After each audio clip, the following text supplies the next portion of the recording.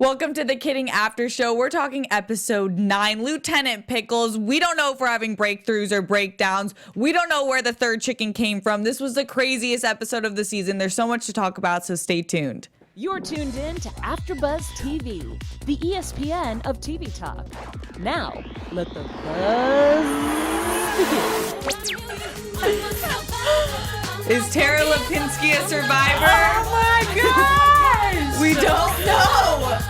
You guys, what a crazy episode. We only have one more left. Welcome to the Kidding After Show. Before we get into it, I'm Steph Sabraw, and I'm joined by probably two of my favorite people ever, Mina Wahab. Hey, that's so sweet. I love you, Steph. And Takira Shabrae. She's so amazing. I mean, girl crushing over here. Yeah, we really have a great panel, I must say, and a great episode to talk about. I saw Takira's reaction to the episode. I'm glad I was watching it. Oh my gosh. I don't even, you asked for like overview. You heard what I said. I was like, holy freaking heck. I feel like my jaw was like open like so many times during so crazy. So we'll talk about kind of the introduction of this Lieutenant Pickles game and where the Pickles fam is at, especially Crazy Will, and Deirdre and Scott and Mr. Pickles' son, the three-way triangle we have going. That was my favorite part of the episode. And then Mr. Pickles on Ice, Sarah Lipinski, or Tara, but now the new Sarah instead of Sarah. And then we'll have our Jim Carrey gem. Mina's switching it up this episode. I'm really looking forward to seeing what she is bringing. It seemed very interesting. Good. And then we will wrap it up with some predictions. So overall thoughts, you guys kind of gave it to me a little bit, but do you want to elaborate a little bit more? It just got darker. Like, I didn't even think the show could get darker, and it got so dark. But sometimes, maybe this is me because I'm like messed up, but sometimes when things are so dark, I'm just like, oh my god, and I start laughing. I'm like, oh my god. Like, you're like Maddie. She's like, it's so cool. Such a good call. She's Maddie. She's Maddie. And I love Maddie. Yeah, she's Maddie. In the back of my mind, I wish Mina watched it with me this episode this week, because normally we watch it together. And I was like, oh, I want to see your reaction. I wanted to see yours too. It got so, like she said, so dark that I was like, would this make Mina cringe? Like, what makes Mina cringe? Like, I was almost like, I laughed during the episode, but I also was like, oh my god, because like I got goosebumps because I was like, this is crazy. Is it real? Is it not real? Right. What the hell is going on? I was just like, what, why are you doing this? Because you have one more episode left? Like, are you guys trying to mess with us? Of course. But yeah, it was a lot. Yeah. It was you know, pussies, F-bombs, like all of that. It was just a lot. Of it. It was a lot to take in. It was very in your face, but I loved it. Honestly, my roommates were in the room and they were across from the TV so they couldn't see, and they're like, what are you listening to? Like, they had to get into the room to realize. But even then, like we've always said, this show defies genres and it doesn't have a set 1, 2, 3 of how they do episodes. They just do it, and I don't know if it's hallucinations or not. We don't know. We have to wait till next episode. Well, part of it obviously was right with seeing his son, 2 of his sons. Yeah. So let's get into this. Lieutenant Pickles. So we see this game being played, and it's like a very violent game, and it's an interesting contradiction to, I feel like, Seb wanting to branch out with the business, but then this is completely the opposite. But it's like, is it more harmful than what happened? It foreshadowed the violence to come. And that's why I wonder if that violence at the end with Tara Lipinski getting her neck sliced, I was like, is that Jim Carrey's character's imagination because of him being obsessed with that game and then like hallucinating because there's so much violence? Or did that really happen, and was the video game like that foreshadowing thing telling us that bad things were to come? You know what? Like, gangster mic drop if it is real, because I'm like, dang, I guess Tara just couldn't got it. But I think the game was so interesting on so many levels. Like, not just, like you said, it was you want to animate me? Okay, we'll animate me.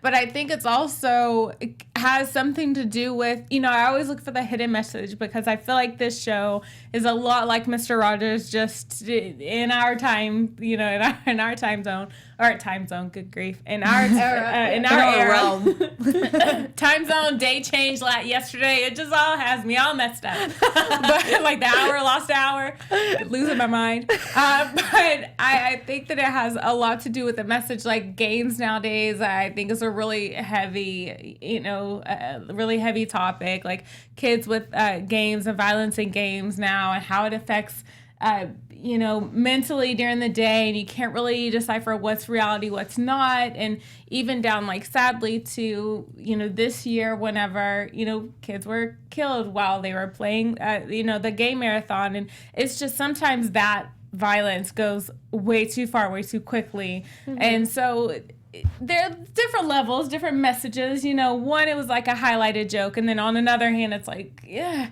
it can bleed into reality sometimes. Literally. Mm-hmm. Literally, pun intended. So it was a mix. I totally agree with that point. There's definitely hidden messages and different things to go off with the game. And I think the people calling him really, I feel like triggered him. Hearing your voice, I can't imagine someone being like, hey, it's Steph, I'm going to replace you. I'm just... Yeah. So I feel like those two were the trigger, but what I thought was the dialogue of this episode was so impressive to me. The conversation between Jeff and Seb, when the way they write for Seb is so perfect for Seb, when he's like, but last year your eyes were soft, your voice was a Mormon trumpet, a peaceful horn, now you're a bagpipe of insanity. How do you feel about Jeff and Seb's progression through this season? Is it getting worse? To me, it seems like it. I think Seb suffers from...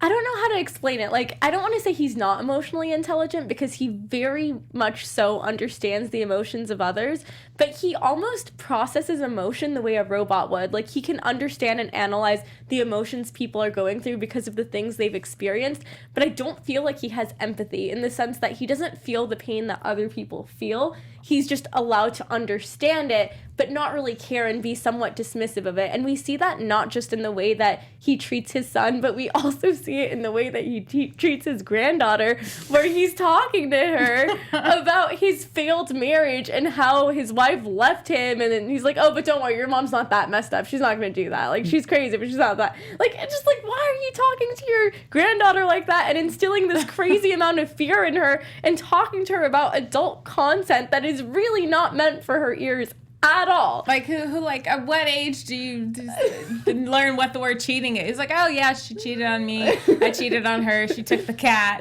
Like, yeah. I was gonna talk about that during the ice show, but it does make more sense now. I completely agree. That conversation was so Seb-like, but it also showed a deeper side of Seb, that we kind of get a different understanding of his marriage and kind of why he is the way he is. So the wife cheated first, then he cheated, and then he said Deirdre's not like your mom, like your grandmother, like mental illness. Yeah. I think that conversation, like you said, it's almost like he's almost he's oblivious to any kind of emotion. But to take it back to like Jeff and Seb, I do think that it's getting worse. I think Seb's want to box his son in, even how he talks to him, he's like, do you know what happened to my office? It's almost like he's a child. Mm-hmm. So it's this like restraint. So it's getting worse in a sense of Jeff not being able to control himself, but it's getting better in a sense of he's actually finally expressing himself and taking up for himself. But Seb with Maddie, it was funny. It's hilarious, but I do think that it's somewhat of a guarded. I think it's deeper than that. Like you said, she cheated first, and it's almost like maybe he flipped that switch. She's like, you know what? I'm guarded. I'm hurt. Some people deal with things, hurt and trauma in different ways.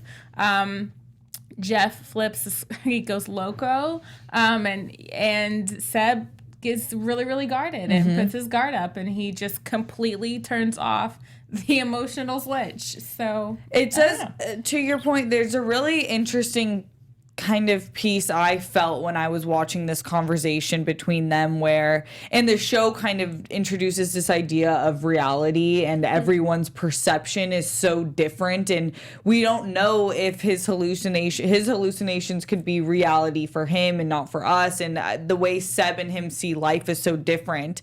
And the other two lines I wanted to ask you guys is when he's like, Jeff says, "This is not insanity. This is how honesty looks when you're inside out and upside down."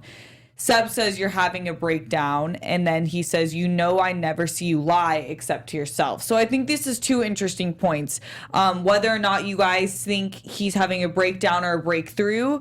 And Seb brings up an interesting point. Do you believe that we do see Jeff being this model citizen to everyone else, but is he not to himself? He's not. Because I think sometimes he tries so hard to look on the bright side of things that is his downfall. The fact that he doesn't acknowledge his own sadness and his pain. And when he's even like trying to rationalize what was done to him by what was the name of the girl that he dated, by Vivian, when he tries to rationalize it as a beautiful thing happened, it's a miracle that this happened, like she has a second chance at life. It's like, yeah, you are convincing yourself that is the way you're going to see it, but that is not how you feel inside. And the more you lie to yourself, the more it's going to be harder for you to overcome this, because you are repressing your pain and your hurt in an effort to remain optimistic. And it's one thing to be optimistic. I encourage everyone to see the bright side of life, but it's another thing to be completely oblivious and choose to ignore like anything that hurts you, because you're not acknowledging your own pain. You're lying to yourself of what regarding what hurts you. So you're just gonna like explode at some point, because you have all this pain that you've repressed that's gonna come out at some point.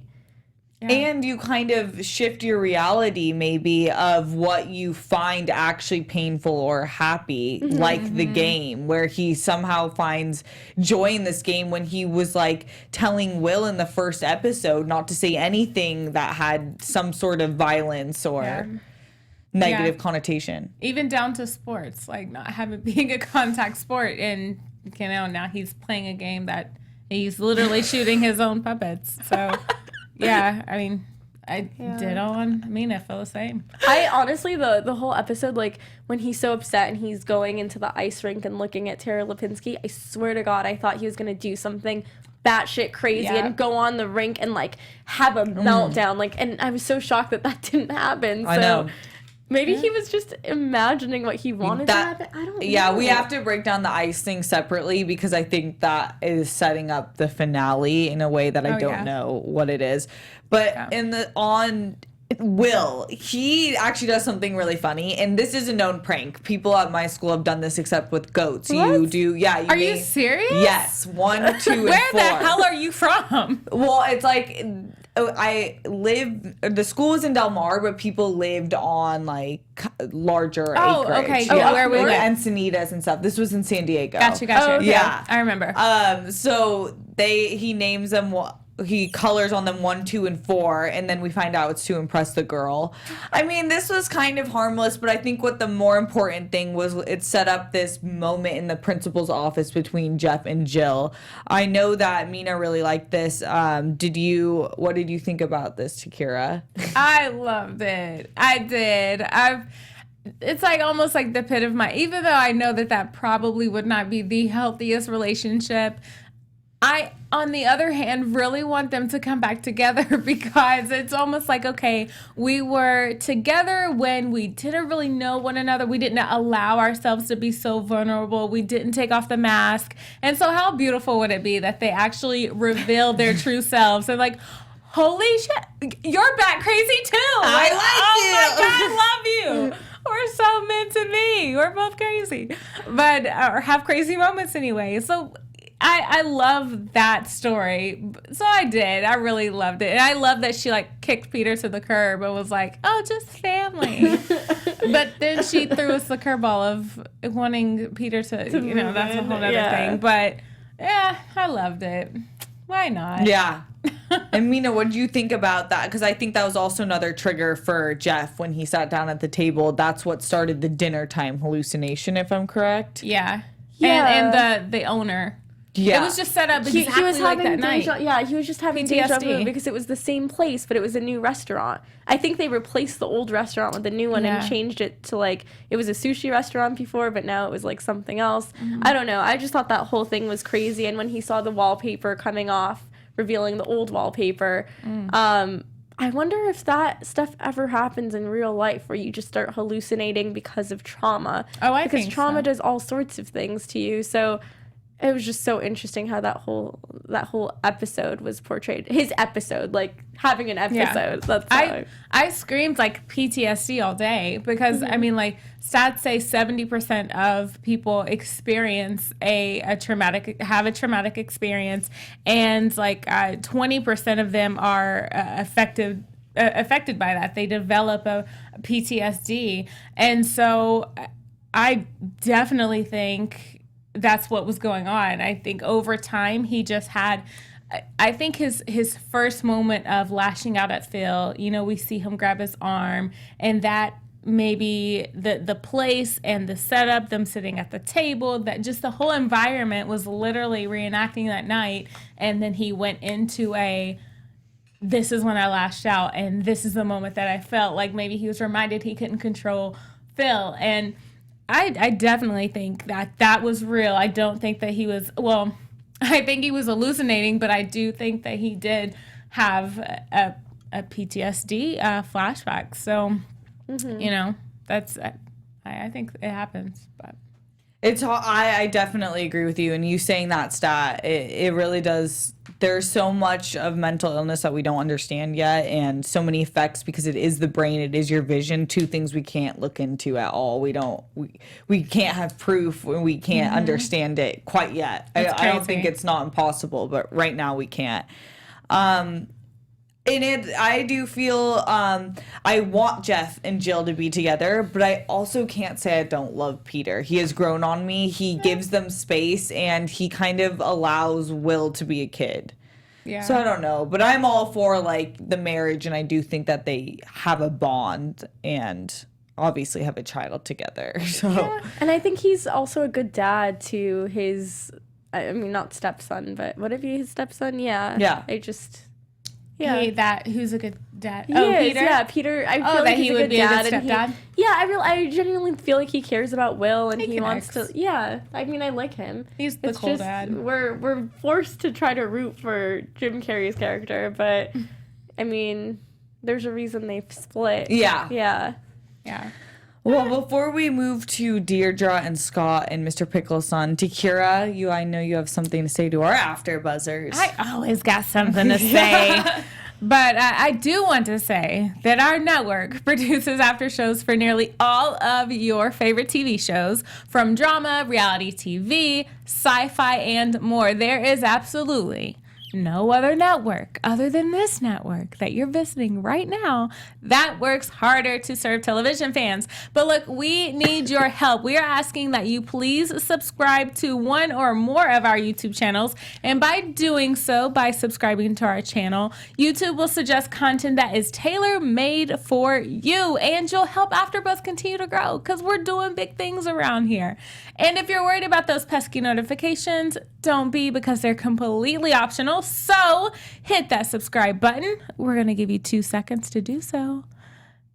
And that's 2. Hit it right now at this channel and check out our other AfterBuzz YouTube channels as well. Let us know that you did in the comments and in our live chat, and we'll thank you on air. But for now, thank you for being the absolute best fans and for helping us be the ESPN of TV talk. Yes, we do love it. Yeah. Okay, something else I love. These bedroom scenes with Deirdre and Scott, I love. I think it's so unique. I haven't seen, it's the second time they've done it, and both times I've been like glued to the screen watching it happen. It seems like a very natural conversation for the two of them. They really build depth with this relationship in such an impressive way. And this is another point of dialogue that I just have to mention some of the quotes and let me hear your opinions on. And this is why we are cussing this episode, because this episode gave it to us. All day. Deirdre says, I would love to rip you a new one if you had any asshole left. And he goes, seriously, where do you get this stuff? Me, a homosexual? I'm the straightest dude I ever met. Go Buckeyes. You're gay, gay, gay, gay, gay. And then she says she needs attention, which she probably does. Yeah. I feel like they're both in the wrong, and they've built, this is what happens when you don't nip things in the butt. You build a toxic ground on the bud. I used to say butts too, like bud. B-U-T-T. My sister knows I butcher I used to say right off the back. Nonstop. It's off the bat. Off the bat. You guys are like, I know. That was the best pun ever. That was the best unintentional nip it in the butt. pun. Yeah, that's literally we're going with the it. best. So what do you guys think? I think there's a lot of toxicity, and I don't think either of them. I think Deirdre's right. I don't think she's right the way she went about it, and I don't think that it was right of her to do the pickle puppet show with with Pickles' son, but they didn't do anything. It was just inappropriate.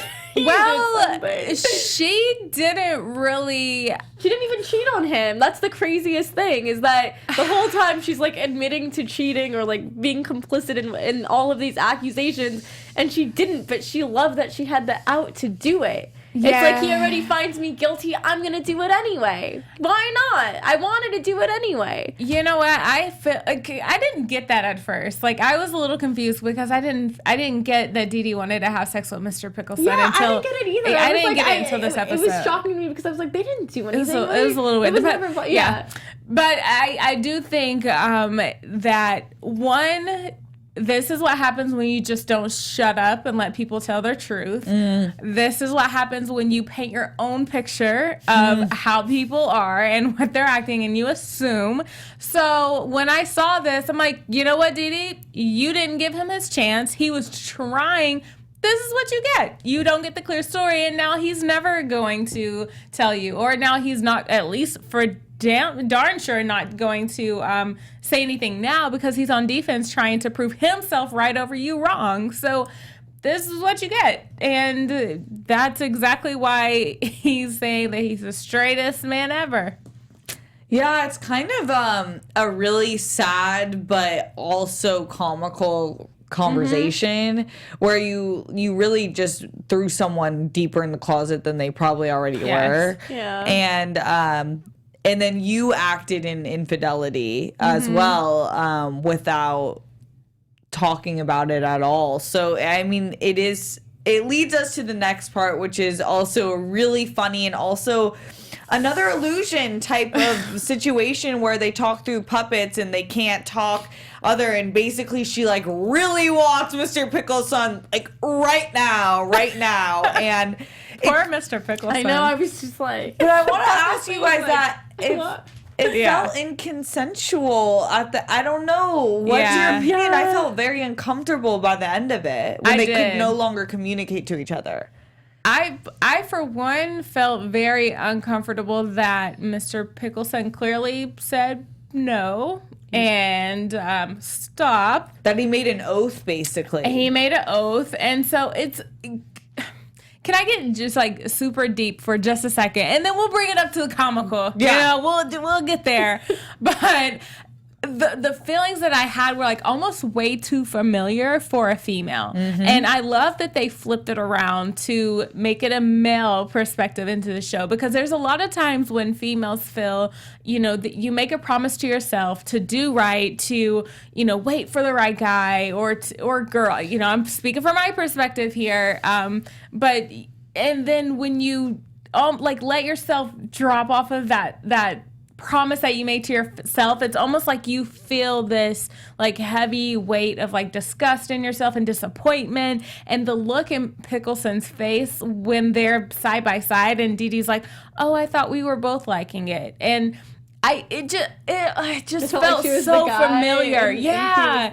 It just felt so familiar that, you know, people in general, not just women versus men or whatever, give that person like she said no, and so don't peer pressure it. And then when you finally get it, it's almost like, oh, okay, well, sorry, and I thought we both wanted it. All right, skip to do the rest of my day, the rest of my life. And it's almost like that's something you can't take back. And I think the reason why they can no longer communicate via puppet is because that connection is meant to be more like spiritual and emotional first before the physical fantasy. And I feel like because she robbed him of that, she no longer has that that spiritual or emotional connection. So that tie is no longer bound. So and on the flip side, it's almost like they say, what do they say? The fantasy is sexier than the actual act. Yeah, the mystery. The mystery is what's the sexiest. So I feel like this whole time was her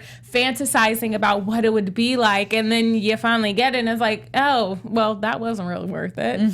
So that's my take on it, and multiple avenues or really interesting points, and I don't think you're wrong about any of those. Yeah, no, I love that analysis. That was spot on. Thanks. I do what I can.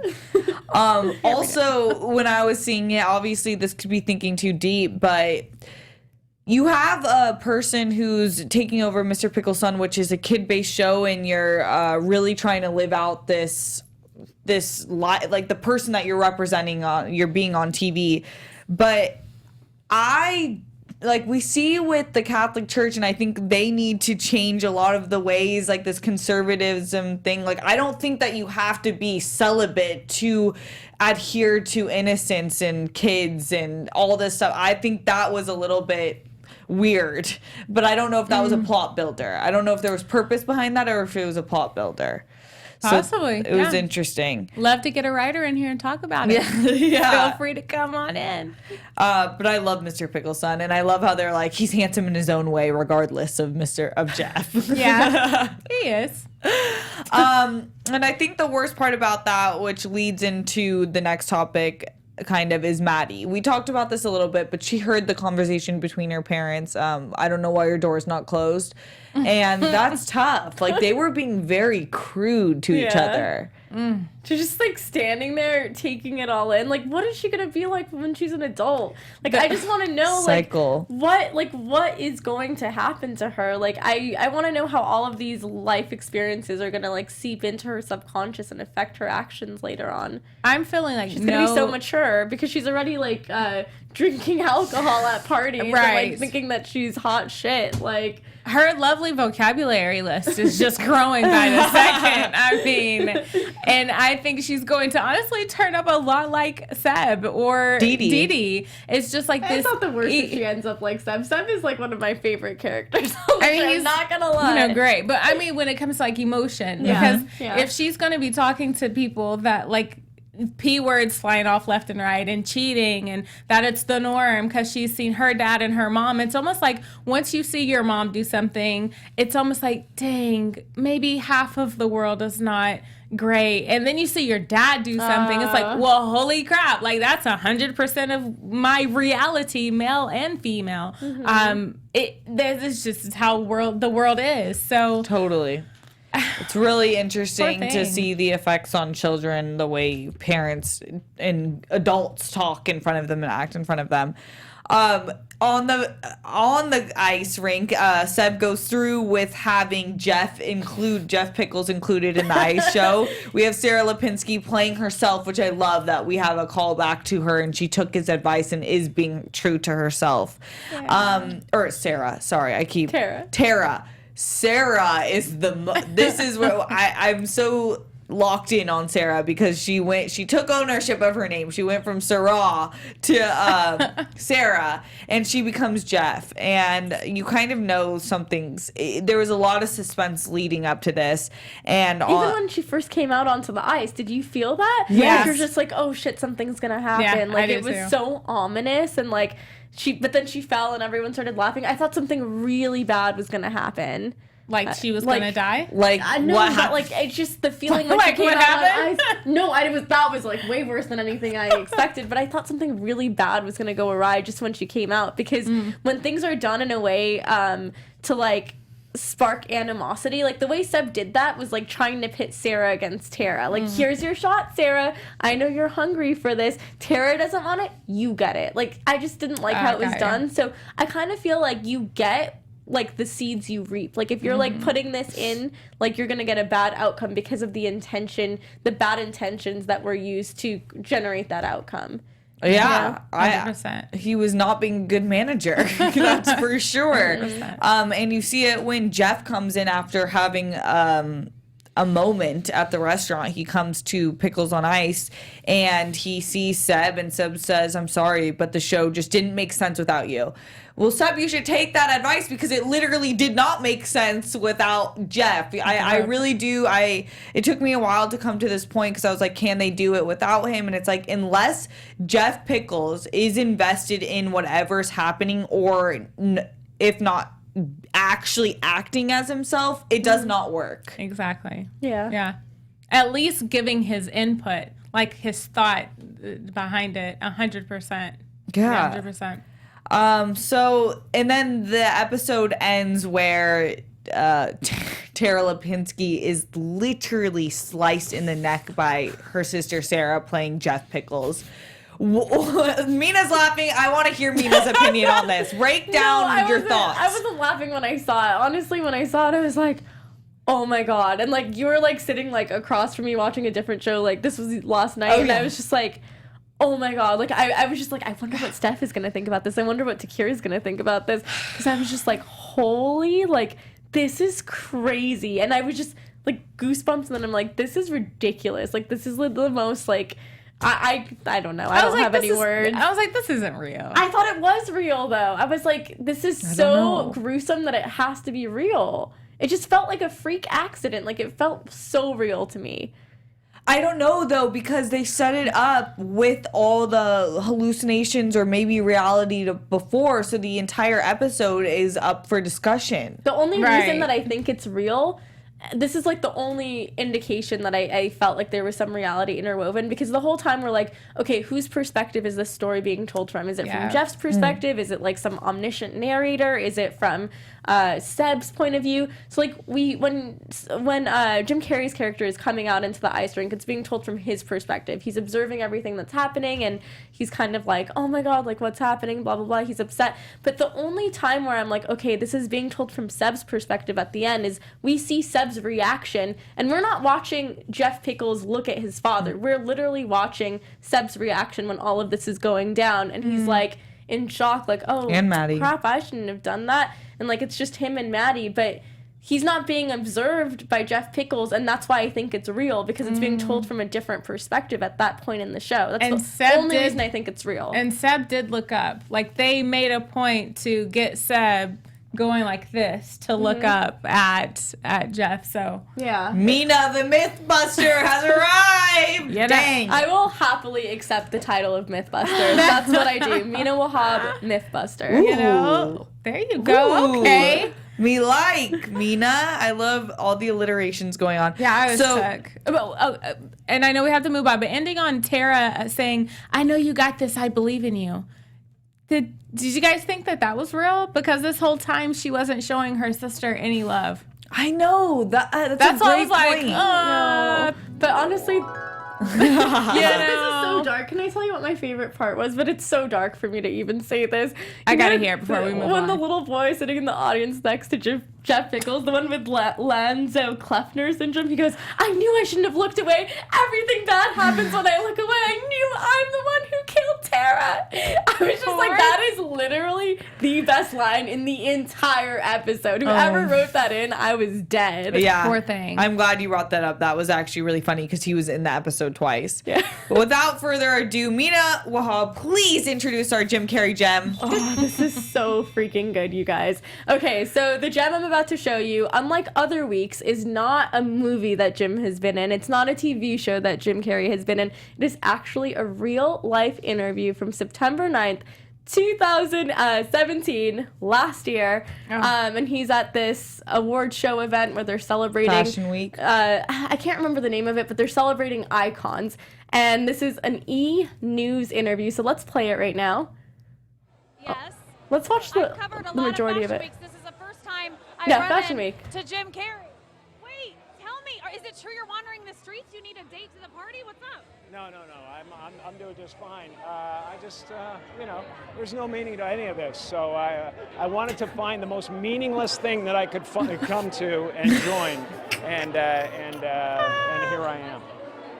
I mean, you got to admit it's completely meaningless. The greatest line. They say they're celebrating icons inside. Celebrating Do you believe icons, in boy, icons? that is just the absolute lowest aiming, That was a good pivot from her. possibility. I that love you when can the come up camera with. zooms in. It's like icons. Do you believe in icons?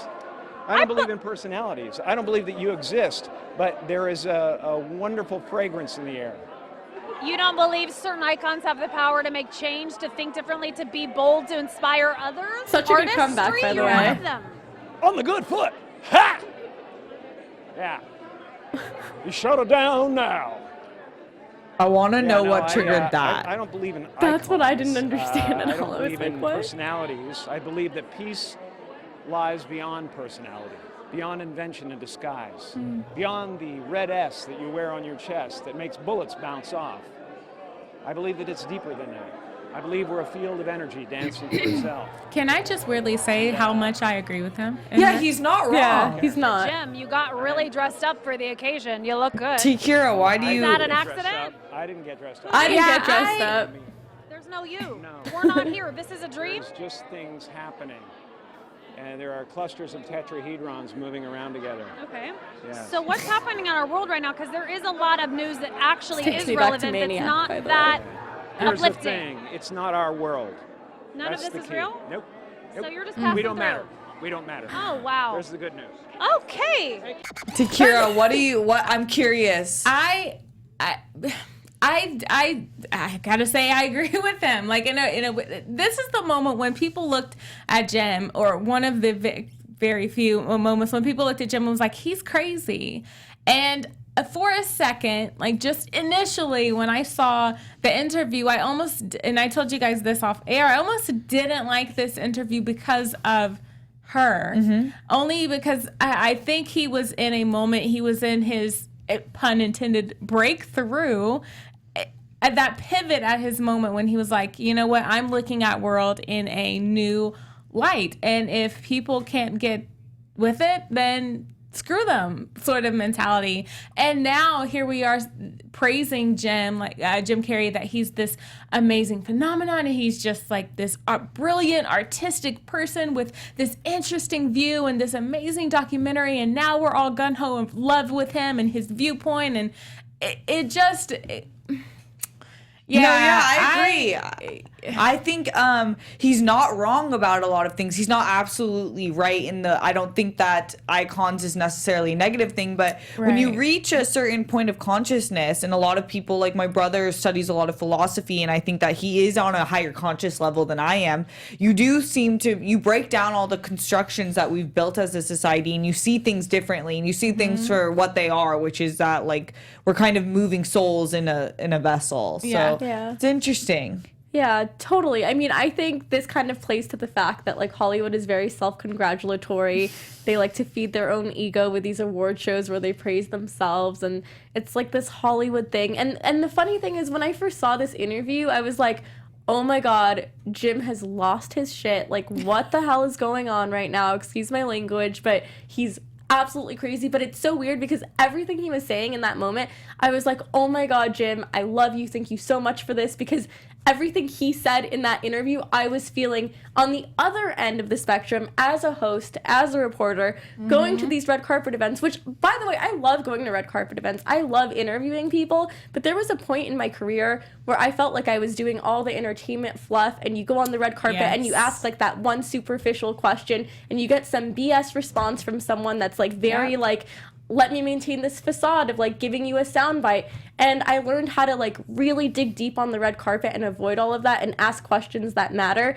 And I genuinely think that this host did a phenomenal job handling Jim. I know I know you felt a little like, well, I agree that she did an amazing, I love her to death. She was put in such a difficult position to have to maintain professionalism for E! Network, which she's not at that network, by the way, anymore. Good for her. We all applaud her for that, because she wanted to make a statement for women getting equal pay. It's a hard interview. Yeah, so Yeah. like it was such a hard interview. She handled it perfectly, but that being said, I love everything Jim said because like I wouldn't say none of it matters. I would say like we put so much emphasis on these superficial things like events when we should be asking the bigger questions. We should be talking about life. We shouldn't be straying away from the important things. So I love that he kind of did that, and he did it in a way that got a lot of buzz, and this video went viral. It got like 5 Times million are views. changing. We don't have time for the fluff anymore. Yeah, I'm glad you brought that into it, and it actually worked perfectly with this episode. But let's get into really quick predictions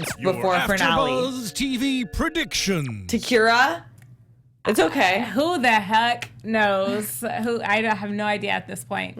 I can't really. I can't give it to you. I don't know.